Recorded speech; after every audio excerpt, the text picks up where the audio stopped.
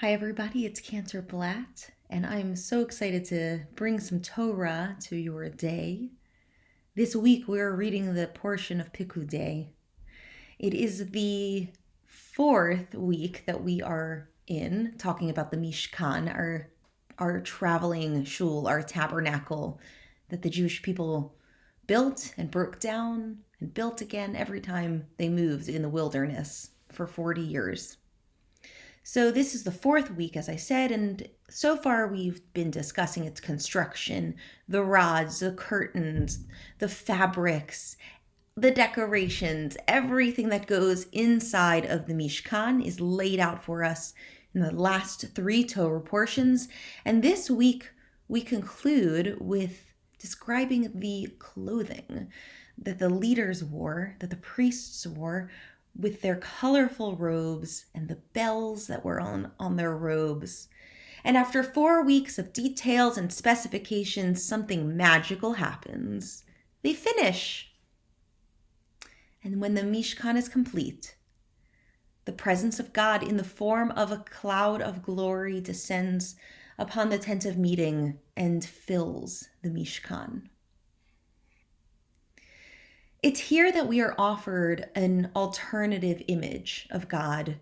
So far, a lot of the imagery of God has been human-like. God has a face, God's legs, God's arms. God's given to us in the form of something that we might understand. But then when we are told God is everywhere, God is all around, God can fill a space, we're offered this alternative way of thinking about God that I can honestly get on board with, that God comes to us in the form of a cloud by day and fire by night. This gives me the capacity to understand and imagine God as something bigger than us, that God can hold us, that God can protect us and be there for us. It is something that's difficult and limited by a human-like form of God. And I can get on board with God's attributes, which are human-like, that we can be like God in those ways. But I can appreciate this God as a cloud idea, this imagery we're offered here in this Torah portion, because it really enables me to think about God being all around and filling a space. I want to invite you to think about how God can fill a space, how a space can be filled with God's presence, just as the Mishkan was filled with clouds of glory. During the beginning of the pandemic, we had offered you an opportunity to build a holy space in your own home because we weren't going into the space of Bethel. We invited you to bring your family relics, your artifacts that you cherish, and lay them out, creating that space as holy and intentional. So now that we've moved back, thankfully and cautiously, back into the walls of Bethel, I'm wondering if we can think about how we can make Bethel a holy space.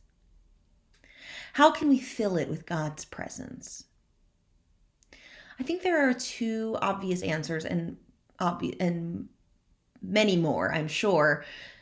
But one answer is filling it with prayer, with our voices, with songs and praise. God is naturally going to have a place to dwell when we fill it with our voices.